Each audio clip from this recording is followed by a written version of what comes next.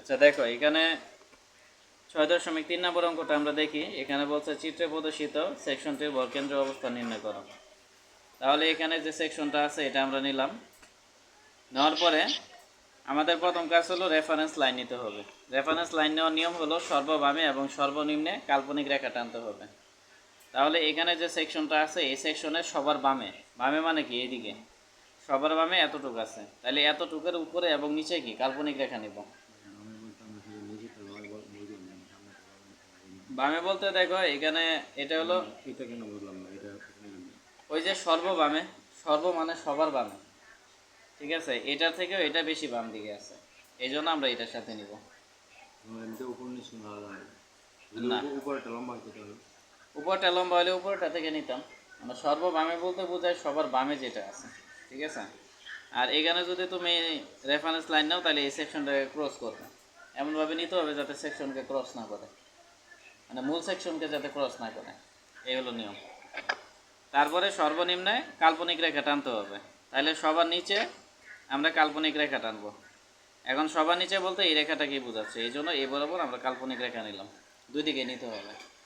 এখন এটার নাম দিলাম এ এ প্রাইম আর এটার নাম দিলাম কি বিবি প্রাইম।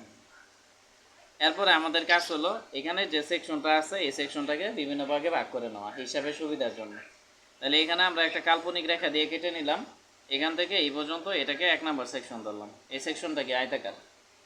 তারপরে এখানে আরেকটা কাল্পনিক রেখা নিলাম, এটা হলো 2 নম্বর সেকশন, এই 2 নম্বর সেকশনটা কি আয়তাকার। তারপরে এখানে আরেকটা সেকশন নিলাম, এটা হলো 3 নম্বর সেকশন। তাহলে 1 নম্বর সেকশন, 2 নম্বর সেকশন এবং কি 3 নম্বর সেকশন, তিনটা সেকশনই আয়তাকার। তাইলে এই পর্যন্ত কোনো প্রশ্ন আছে কিনা, থাকলে বলতে পারো। নুসরাত কোনো প্রশ্ন আছে? না স্যার। আচ্ছা যদি প্রশ্ন না থাকে এখন আমরা প্রথমে এ এ প্রাইমের কাজ করব। তাহলে আমরা লিখব, আচ্ছা এর আগে আমরা যে কাজ করব এখানে যে মানগুলো দেওয়া আছে মানগুলো স্থাপন করব। প্রথমে প্রশ্ন দেখো এখান থেকে এই পর্যন্ত মান দেওয়া আছে, তাহলে নিচে যেটা থাকে এটা কি ভূমি, আর এটা হলো 1 নাম্বার সেকশন, তাহলে ভূমিকে বি দ্বারা প্রকাশ করা হয়, যেহেতু 1 নাম্বার সেকশনে ভূমি এই জন্য বি1 নিলাম। তাহলে বি1 এর মান কত, 20 সেন্টিমিটার, ঠিক আছে। এরপরে দেখো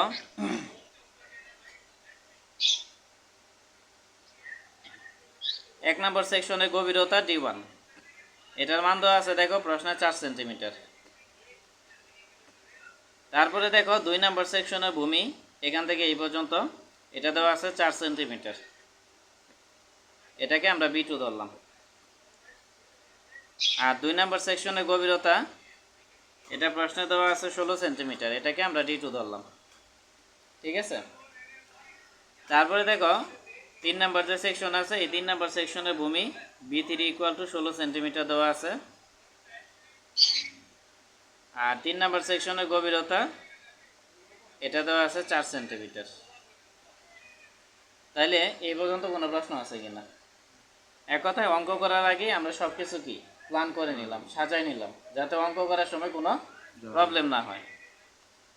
এখন দেখো আমরা লিখব যে এ এ প্রাইমকে রেফারেন্স অক্ষ ধরে,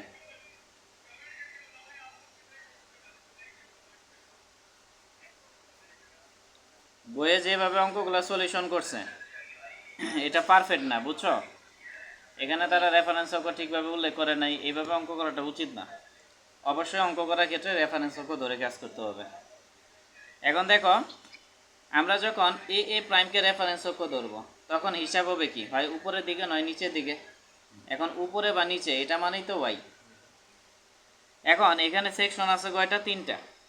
তাহলে যখন সেকশন একাধিক থাকবে তখন আমরা যখন ওয়াই এর কাজ করব বা ওয়াই বারের কাজ করব তখন কি কি বের করতে হবে, A1 Y1, A2 Y2, A3 Y3, ঠিক আছে। যখন একাধিক সেকশন থাকবে তখন আমরা যখন ওয়াই এর মান কাজ করব বা ওয়াই বারের মান বের করব তখন সূত্র হলো A1 Y1, A2 Y2, A3 Y3, A4 Y4, এইভাবে চলতেই থাকবে। মূল কথা হলো আমাদের এই মানগুলো বের করতে হবে। তাইলে আমরা প্রথমত Y1 Y2 এবং Y3 মান বের করব। তাহলে আমরা লিখব যে Y1। এখন Y1 মানে 1 নাম্বার সেকশনের কি ওয়াই বরাবর ভরকেন্দ্র। এখন 1 নাম্বার সেকশনটা কি আয়তাকার, তাহলে আয়তাকার সেকশনের ক্ষেত্রে ওয়াই এর মান কি d/2, এই জন্য আমরা d/2 নিব। আর যেহেতু 1 নাম্বার সেকশন এই জন্য d1 দিলাম।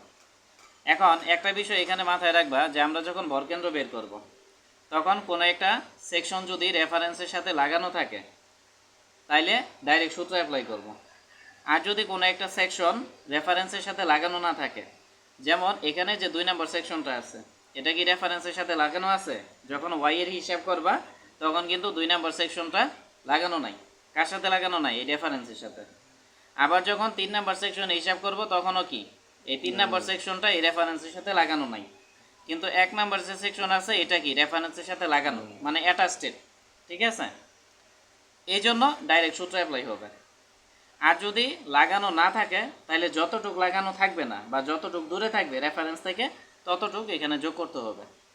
আচ্ছা, এই বিষয়টা আমি পরে বলতেছি, আপাতত আমরা 1 নম্বর সেকশনের কাজটা করি।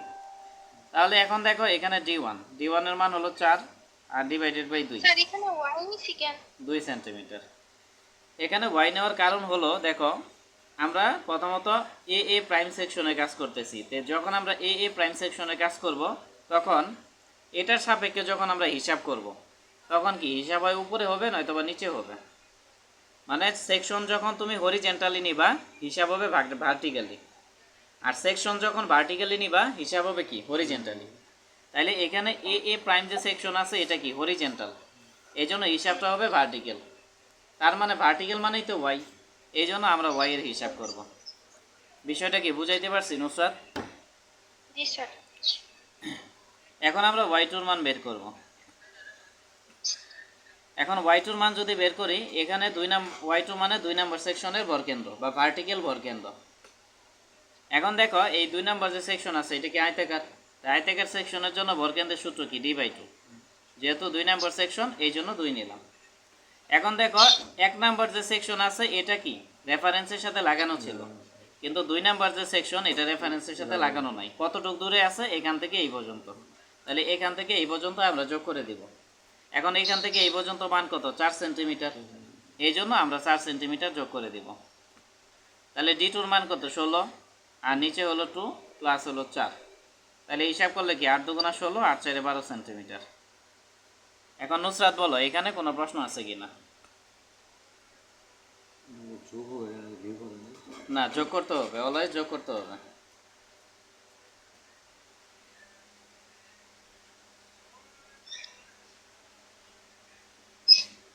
মানে স্যার প্লাস 4টা কই থেকে আসলো? আচ্ছা, +4 হলো দেখো আমরা যখন 1 নাম্বার সেকশনের কাজ করছি তখন 1 নাম্বার সেকশনটা রেফারেন্সের সাথে কি লাগানো ছিল, অ্যাটাচড ছিল।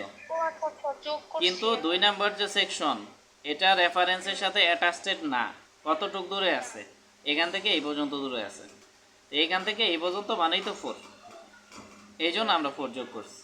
এক কথায় কোনো একটা সেকশন রেফারেন্সের সাথে যদি লাগানো না থাকে বা অ্যাটাচড না থাকে যতটুক দূরে থাকবে ততটুক আমরা কি যোগ করব। যোগ করব।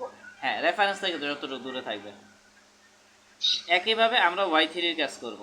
তাহলে এখানে 3 নাম্বার যে সেকশন আছে এটাও আয়তাকার সেকশন, তাহলে সূত্র কি একই, d/2। যেহেতু 3 নাম্বার সেকশন এই জন্য d3 নিলাম। এখন এই 3 নাম্বার যে সেকশন আছে এটা রেফারেন্স থেকে কতটুক দূরে? এখান থেকে এতটুক দূরে। তার মানে কি 16 এবং 4 সেন্টিমিটার, টোটাল 20 সেন্টিমিটার দূরে, এই জন্য 20 যোগ করলাম। তাহলে d3 এর মান 4 ডিভাইডেড বাই 2। এই যে দেখো d1 d2 d3 এই সবগুলো আগেই দিছি যাতে আমাদের ক্যালকুলেশন করতে সুবিধা হয়। তারপরে 20, তাহলে হিসাব করলে 22 সেন্টিমিটার। এখন বলো এই পর্যন্ত বুঝাইতে পারছি কিনা? জি স্যার, বুঝতে পারছি। আচ্ছা, প্রশ্ন স্যার দেখ। ডি, হ্যাঁ বলো। এখানে কি আমরা ভরকেন্দ্র বের করতেছি এই কারণে হচ্ছে d/2 নিছি। হ্যাঁ, প্রথমত আমরা ভরকেন্দ্রের y এর মান বের করতেছি। দেখো আমরা জানি একাধিক সেকশনের ক্ষেত্রে ভরকেন্দ্রের সূত্র হলো এই যে এগুলা।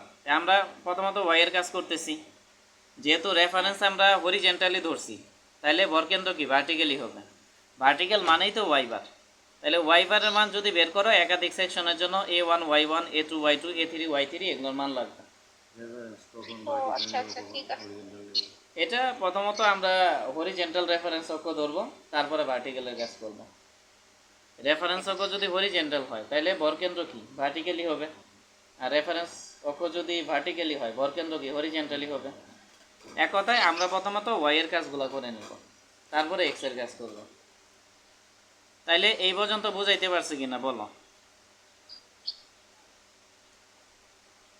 জি স্যার, বুঝতে পারছি। আচ্ছা, প্রশ্ন থাকলে অবশ্যই বলবা, কারণ আমার একটা নিয়ম যদি কেউ বুঝতে পারে সে পুরো অধ্যায়ের অঙ্ক করতে পারবে। মানে আমি এখন যে নিয়মটা বুঝাচ্ছি এটা যদি কেউ বুঝতে পারে সে এই নিয়মটা ফলো করে 2টা অধ্যায়ের অঙ্ক করতে পারবে। ঠিক আছে, এখন দেখো এরপরে তাহলে এখানে 3টা সেকশন আমরা y1 y2 y3 বের করছি, তাহলে y এর কাজ শেষ। এখন আমরা ক্ষেত্রফলের কাজ করব, মানে কি করব, a1 a2 এবং a3 মান বের করব। তাহলে আমরা লিখবো যে a1, এখানে আবার লিখবো যেহেতু নতুন একটা কাজ করতেছি এই জন্য আবার লিখবো। তাহলে a1, এ মানে কি এরিয়া বা ক্ষেত্রফল, 1 মানে কি 1 নাম্বার সেকশন। তাহলে এখানে যে 1 নাম্বার সেকশন আছে এটা কি আয়তাকার সেকশন, তাহলে আয়তাকার সেকশনের ক্ষেত্রে বর্গের ক্ষেত্রফলের সূত্র কি বিডি। বিডি। আয়তাকার সেকশনের ক্ষেত্রে এর মান হলো বিডি। যেহেতু a1 লিখছি এই জন্য b1 d1 লিখবো, এক কথায় 1 নাম্বার সেকশনের জন্য। তাহলে b1 এর মান 20 আর d1 এর মান হলো 4। তাহলে 4 বিশ কত 80, ক্ষেত্রফলের একক বর্গ একক, তার মানে সেন্টিমিটার স্কয়ার। তারপরে a2, 2 নাম্বার সেকশনও কি আয়তাকার সেকশন, তাহলে ক্ষেত্রফলের সূত্র কি b2 d2 হবে। তাহলে b2 এর মান কত 4 আর d2 এর মান কত, d2 এর মান হলো 16। দেখো আমরা চিত্রটা আগে এঁকে নিছি, অনেকের মনে হইতে পারে এখানে টাইম ওয়েস্ট হবে, কিন্তু এখানে যদি 2 মিনিট টাইম ওয়েস্ট হয় এটা তোমার 8 থেকে 10 মিনিট বাঁচাই দিবে এই যে এই জায়গাগুলোয়। ঠিক আছে, ক্যালকুলেটরটা আনো। তাহলে দেখো এটা আমরা হিসাব করব, হিসাব করে 64 আসবে। এরপরে আমরা a3 কাজ করব। তাহলে এখানে 3 নাম্বার সেকশনটা কি আয়তাকার সেকশন, তার মানে সূত্র কি হবে b3 d3। তাহলে b3 এর মান কত এখানে 16 আর d3 এর মান হলো 4। তাহলে আমরা কি লিখব 16 × 4, তাহলে 4 16 কত 64 সেন্টিমিটার স্কয়ার। তাহলে নুসরাত বলো এই পর্যন্ত কোনো প্রশ্ন আছে কিনা?